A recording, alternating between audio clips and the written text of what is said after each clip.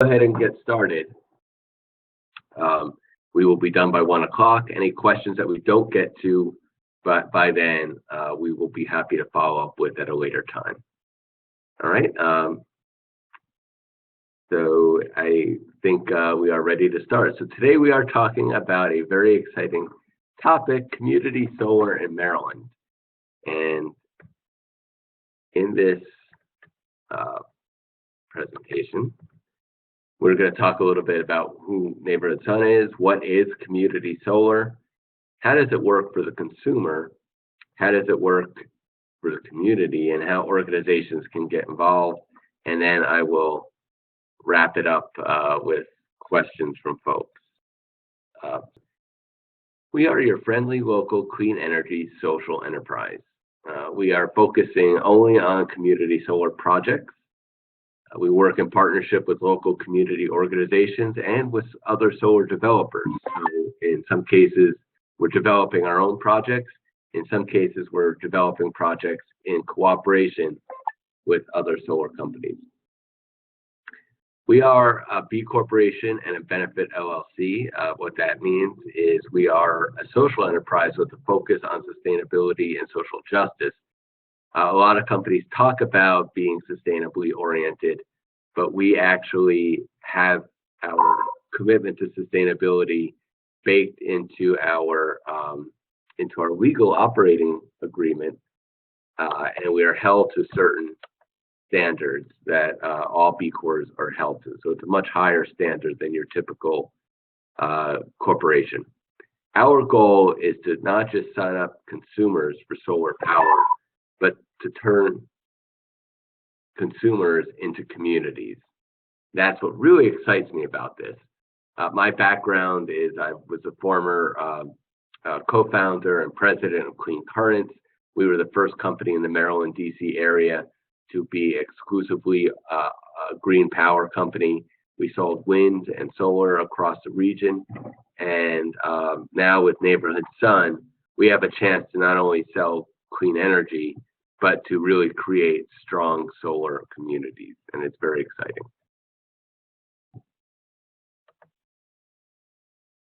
So what is community solar?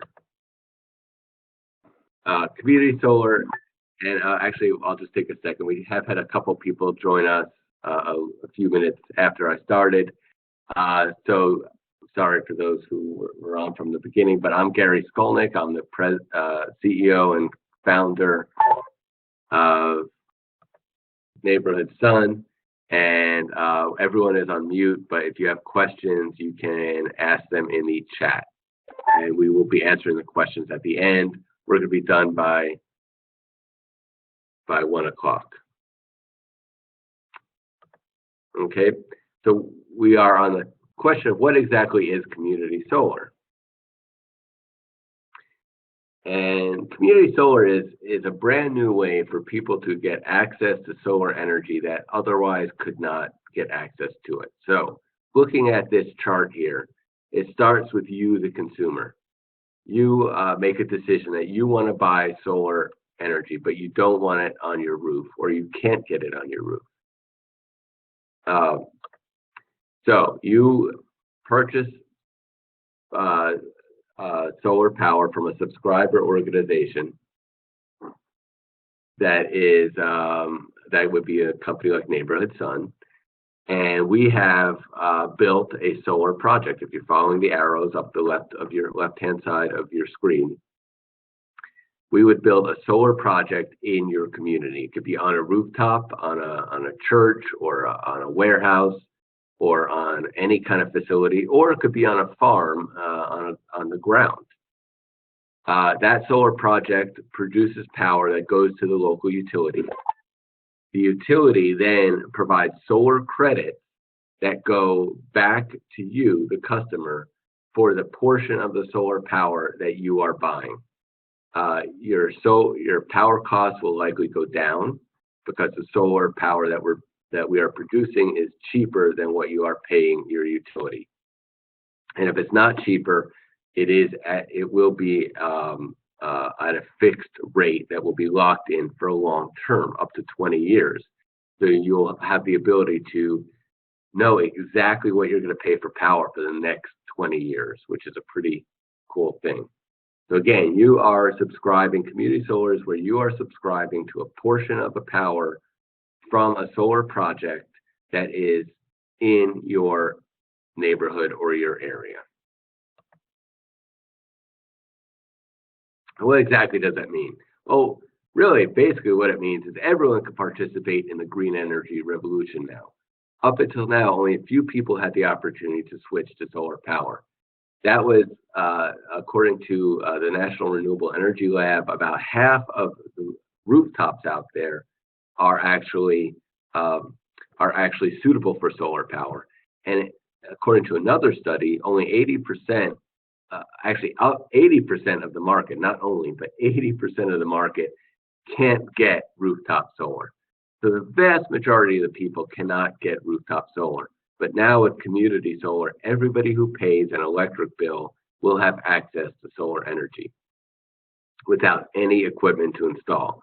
So that means renters, people with shady roofs, small businesses. Think about those small businesses that are in a shopping center or don't have control of their roof will also be able to now get solar power. And these consumers can lock in low rates while promoting locally produced, clean, reliable energy. They're in the business models that are out there, it will be free to switch. There's no installation of equipment, nothing to put on your roof. You have the same exact dependability of power. You will continue to receive a bill from your current utility, and that's important to note. So that means that, and we'll go into this a little bit later, but you will still be hooked up to your utility, which in Maryland could be Pepco or BGE. In DC, it's Pepco, and you'll be getting power from them 24/7, so you don't have to worry about power going out if the sun doesn't shine. And you'll also be getting a bill from Neighborhood Sun or the solar company for the solar power that you're purchasing. You'll get competitive fixed rates. And when we are ready to bring in subscribers, it's only going to take a few minutes to make the switch and bring solar power into your home. So if you're ready, you need to find a project to join within your local utility area. The Maryland program is opening up shortly, and we'll get into that in a minute. But when it does, there will be projects that will be coming online that will be open to subscription, and you can sign up for. For the power that your solar block produces, the utility will credit you on your bill. You'll be able to lock in a rate per kilowatt hour with the subscriber organization, like Neighborhood Sun, and that rate will likely be at or lower than the utility's rate.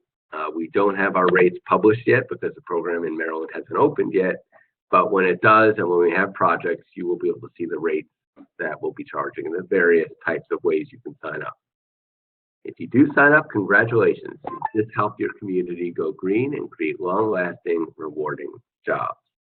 That is an important thing to remember, that you're not buying wind power from Texas or Illinois. You're buying solar power from a project that was built by people in your neighborhood that is producing economic activity in your neighborhood. So it's not just clean energy, it's local energy.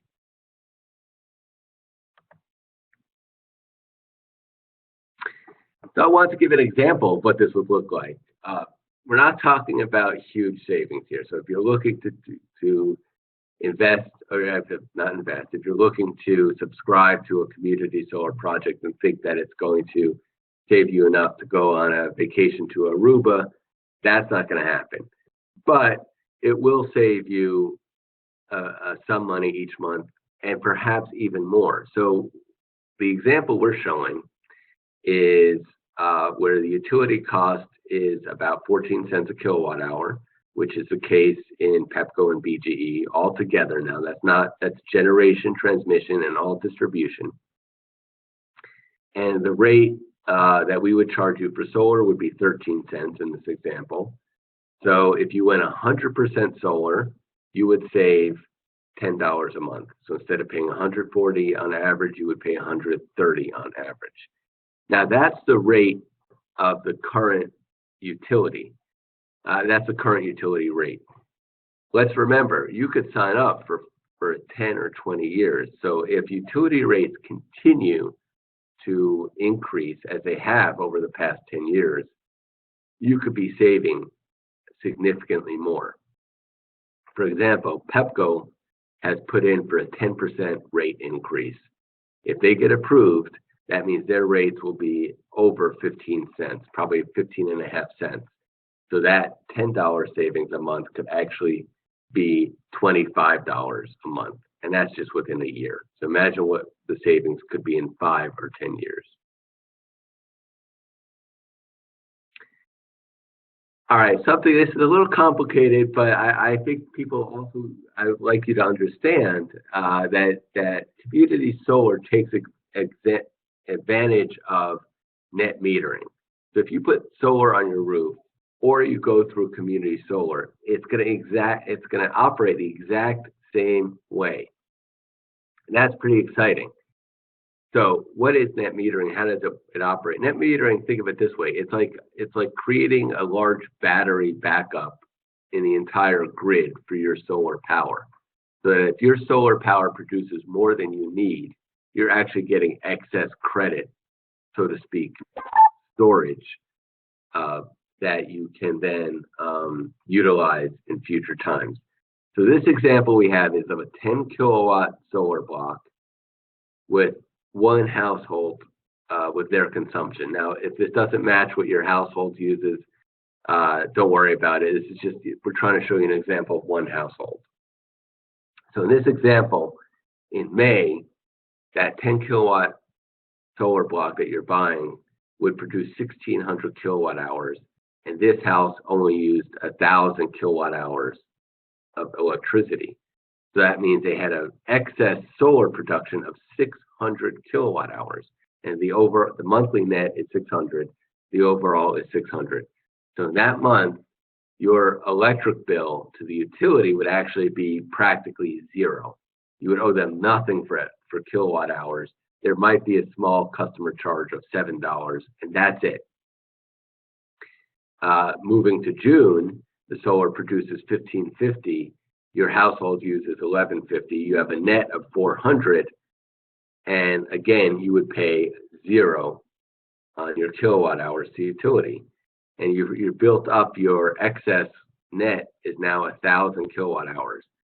So as you can see, as we get through July, August, and September, you're actually building up the overall excess credits that you have. And each month, your utility bill is zero. Now, it is important to point out that you don't have a zero energy bill, because the solar production that you're getting will be billed by Neighborhood Sun or the solar company you work with, and you would be paying us for that production. But it would only be that you would only have the solar bill, and you wouldn't have to pay Pepco or BGE anything for electricity production.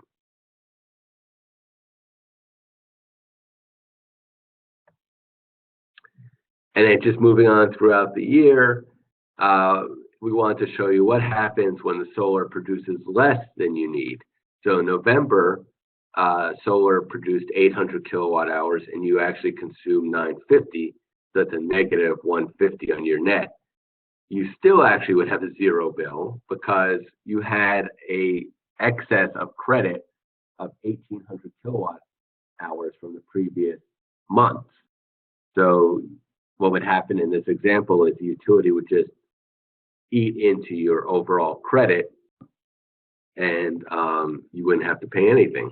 So actually, as we go through December, January, and February, you still have a zero bill with the utility. Now in February, in this example, you actually finally have used up all your overall credits, and you would owe the utility for 100 kilowatt hours. So if you started back in May, their community solar reality. That's why we're lining up potential subscribers. Those people will be the first to know when a project comes online in their utility territories. You can go to our website at neighborhoodsun.solar to reserve your spot and submit your details. In Maryland, the program is expected to open at the end of September or early October, and the first projects can be coming online within a couple months after that. So we will be starting to sign up people later this year for actual projects, and we'll have details when they become available.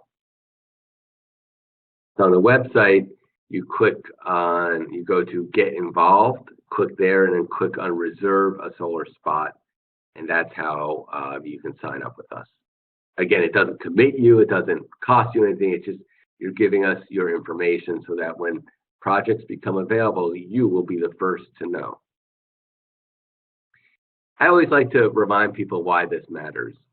And it matters because we need to create local jobs, we need to have local empowerment, but also, of course, climate change.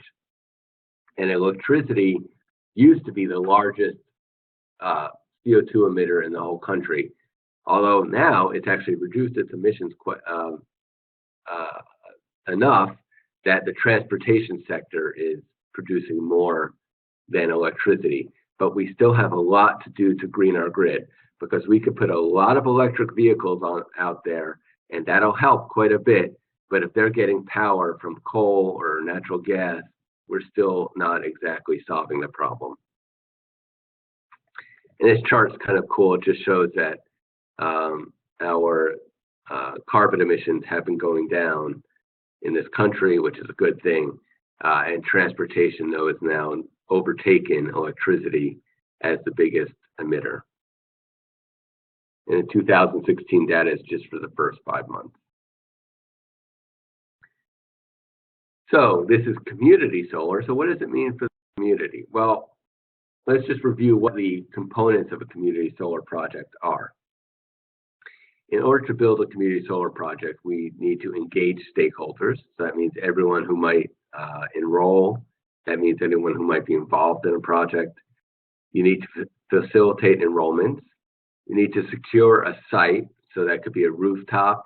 It could be on a faith institution. It could be on a commercial facility. It could be on a warehouse. Or it could be in an open field, on a farm, on a brownfield, or any open site. The solar company has to do the project permitting and then, of course, the construction of the project. We have to get the project financed. So there are third parties out there who will come in and actually buy the projects, take advantage of the investment tax credits, and make sure that the project is able to get built. Once the project's built, there's ongoing customer management. This is how community solar is very different than traditional solar.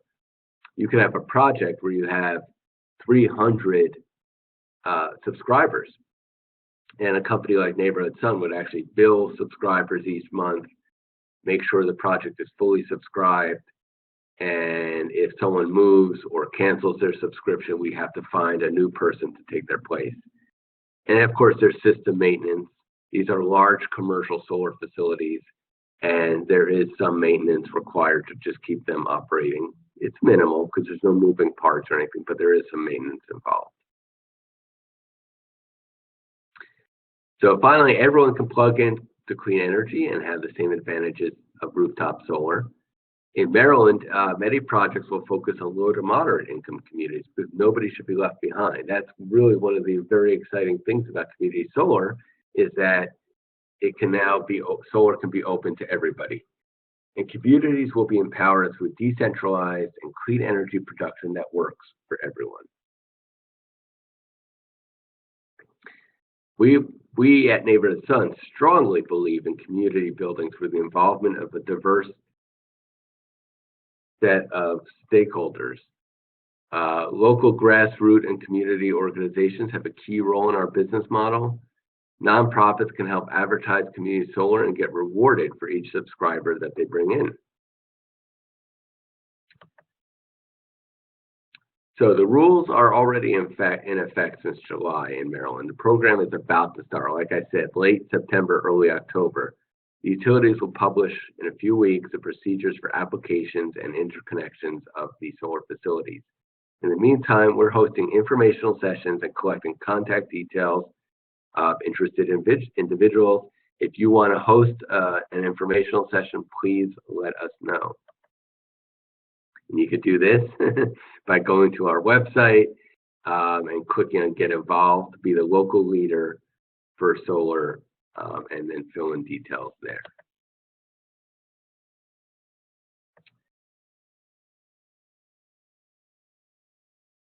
And I'm sorry, just we have a quick question from somebody that if you're not able to hear anything, that is likely something on your own laptop or computer, because we tested this and we understand people can hear in other places.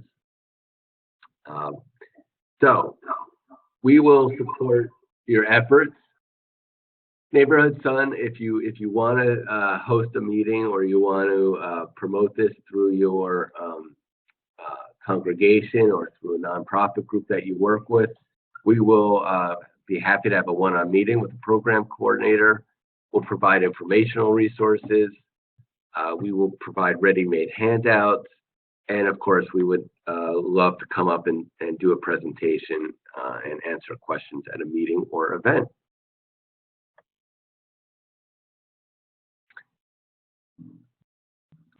So the takeaway message is, for an individual, you have a chance to subscribe to community solar projects. You can help find an organization that might want to promote new projects. You can help find suitable rooftops or open sites. Organizations can work with us to promote projects, and they can also sign up as subscribers. Anybody who pays an electric bill can be a subscriber. So you could have an example of a nonprofit group that is a subscriber and also promotes subscriptions to its membership. Businesses can also be subscribers, and they can, of course, make their rooftops or other open sites available. Let's work together, folks. It's going to take a team effort to make community solar a success in Maryland and DC. We can't do it alone. We really all are in this together, because if we don't solve climate change, it's going to be on all of us and our children and grandchildren. And here is a great program that is starting any day now in Maryland and in the district, where we can build local clean energy projects and reduce our carbon emissions at the same time. Our website is neighborhoodsun.solar. The cell phone, the number listed is my cell phone, and my email is gary@neighborhoodsun.solar. I am happy to work with any of you, and my colleague Armando and Laura Rosenthal, Derek here at Neighborhood Sun, we're all eager to work with you. So with that, if there are any questions, please type them up now. Again, you can ask a question in the chat box, which is at the top of your screen, and just click on the icon and you can chat the question.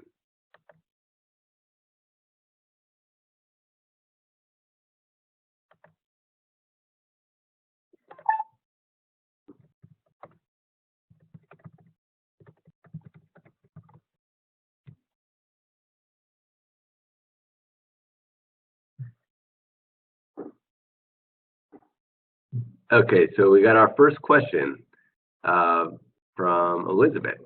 Say, I currently get wind generated electricity and only get one bill. Will I get two bills, and where does the net metering come into play?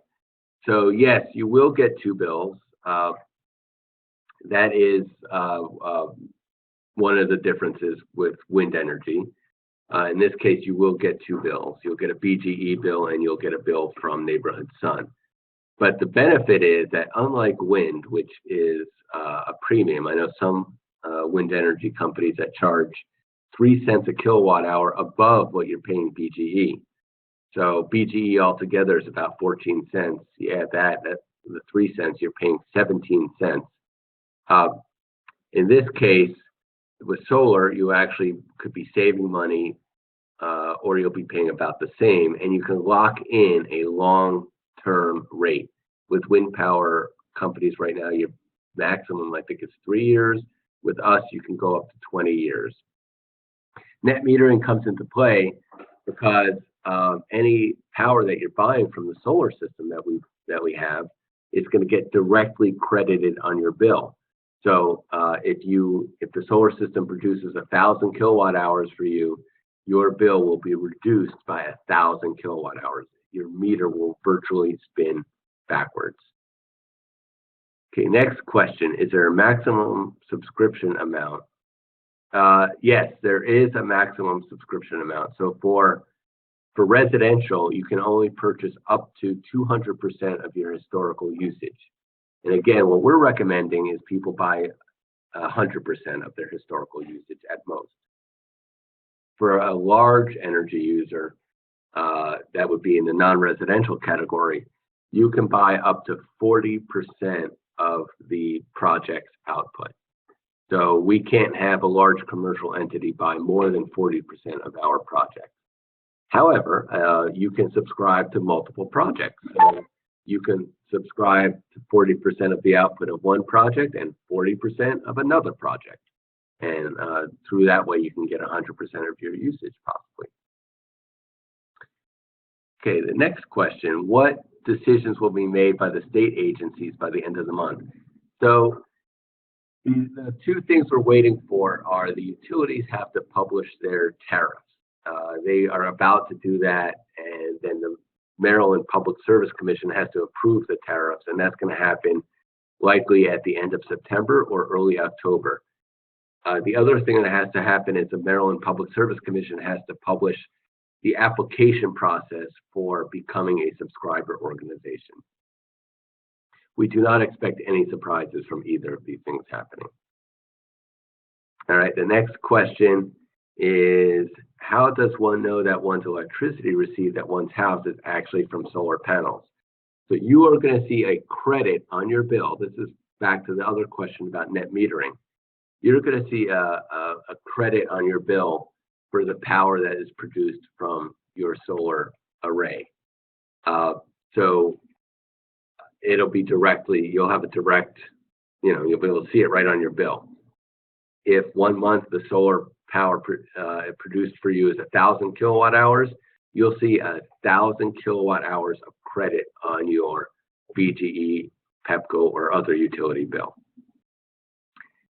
So that's part of the program. We, like companies like Neighborhood Sun, actually read the meter each month on the solar project, and we tell the utilities how much your share is, and then the utilities gives you the credit on your bill. Okay, Ruvain asks, if you move within the utilities coverage area, can you transfer the contract? What happens if you move out of the area? Great question. Yes, if you move within the utilities coverage area, you can transfer the contract. So that is an important point that I didn't bring up. You can buy solar from any project that is within the same utility area where you use the electricity. So if you live in, let's say, the PEPCO Maryland service territory, you can buy power from a solar project that is built in the PEPCO Maryland territory. You can't buy one from a project in Baltimore, for example. And then if you move within the PEPCO Maryland territory, you can just take the contract with you. If you move out of the area, then you have to either sign up for a new project, or you can choose not to do solar anymore. And I do want to point out that community solar is actually only available right now in Colorado, Minnesota, Massachusetts, New York, and about to be Maryland and the District of Columbia. There are some other utility programs here and there, but as far as statewide efforts, those are the only ones that are available. Chris asks, is there a maximum project size? Yes, in Maryland, the maximum size is 2 megawatts. So we can't go any larger than that. But 2 megawatts could serve up to 350 residential customers.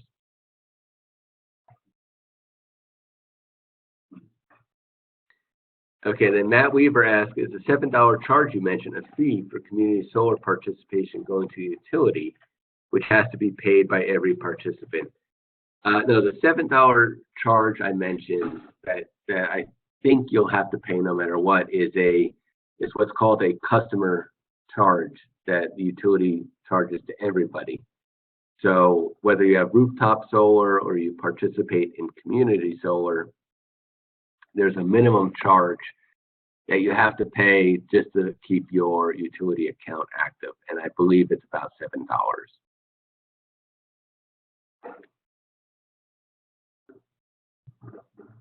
Okay, we have another question. When you say maximum project size, do you mean for various individual projects? Neighborhood Sun will have multiple projects.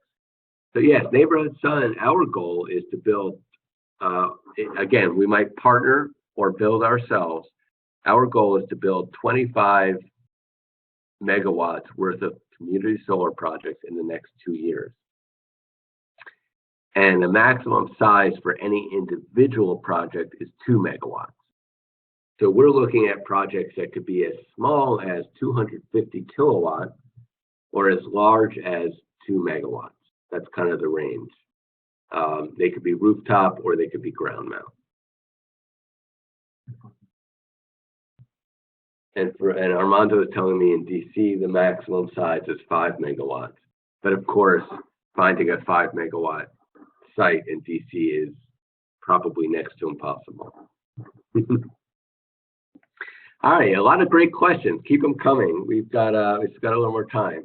Is there any benefit to the individual to be associated with the project that is close to where one lives? There's no direct financial benefit, but this really goes back to my view of things. I mean, I've been doing clean energy now for about 15 years. And to me, one of the biggest drawbacks is that you can't see the power. You can't see the place where you're buying your power from. And to me, that's a really big drawback. So while there's not a direct financial benefit to you as a subscriber to buy from a project close to where you live, there's a huge benefit to society. And I think, to you as a subscriber, there's a benefit from being able to point out to your friends, to your kids, to anybody who will listen, that, hey, that project that's right down the road from us, that's where I get my power. I mean, how cool is that? That's really going to be a pretty amazing thing when that happens.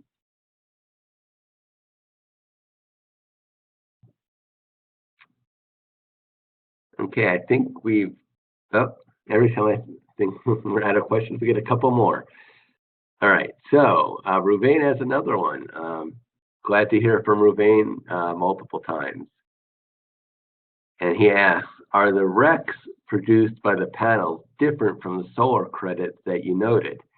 That's a very good question. Ruvain must be a guy in the energy industry.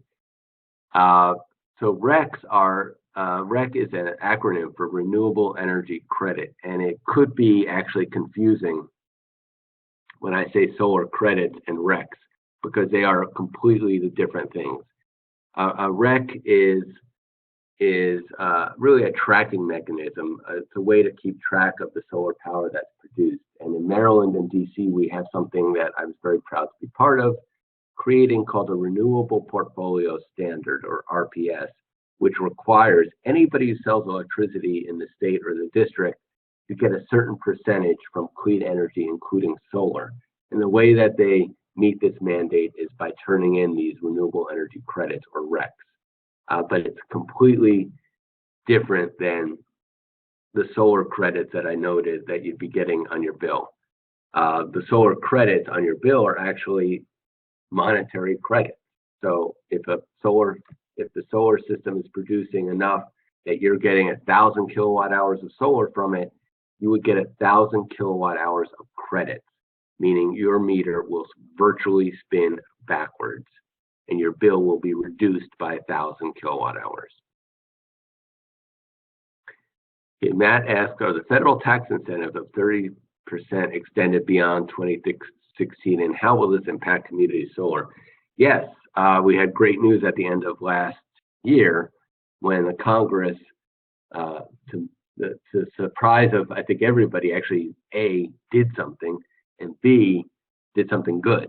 So they extended the federal tax credits for solar for several years out. I think it goes to 2020 and beyond.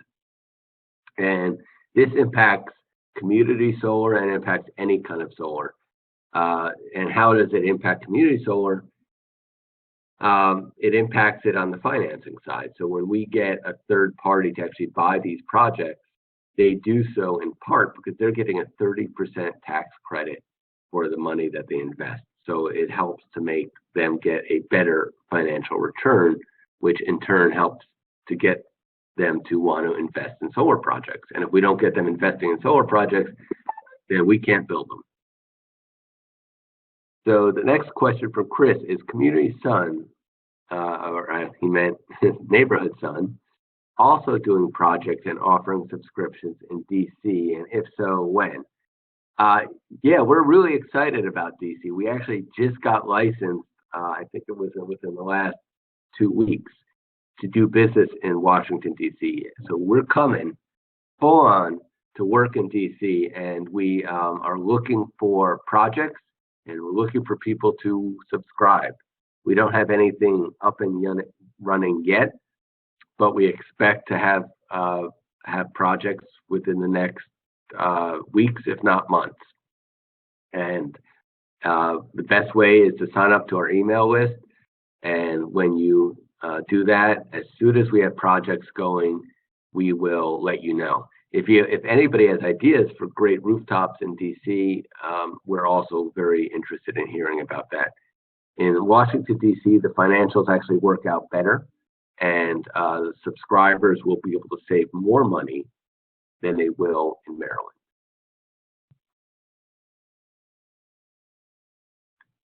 Well, I will stay on the line for another few minutes.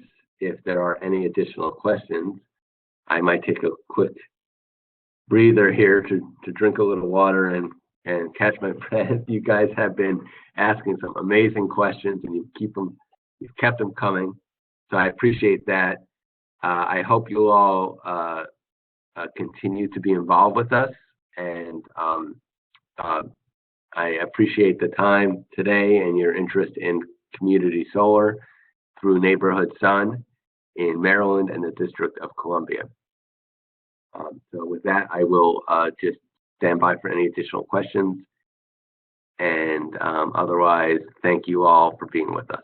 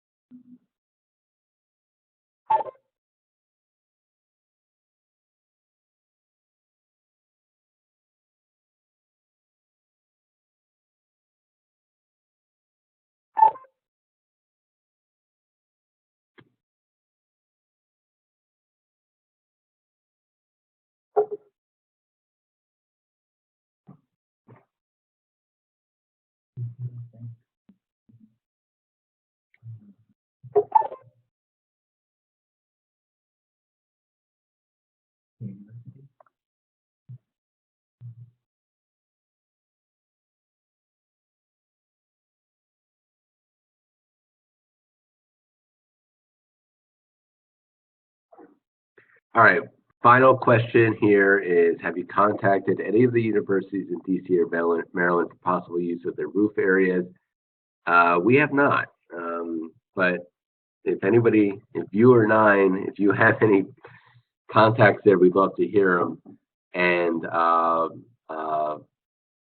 that is a good idea. We just haven't gotten around to the universities yet. I suspect that if they have good roof areas, they would probably want to use the solar for themselves, but perhaps they'd be willing to participate in community solar. And with that, I am going to sign off. So again, thank you everyone for joining us today.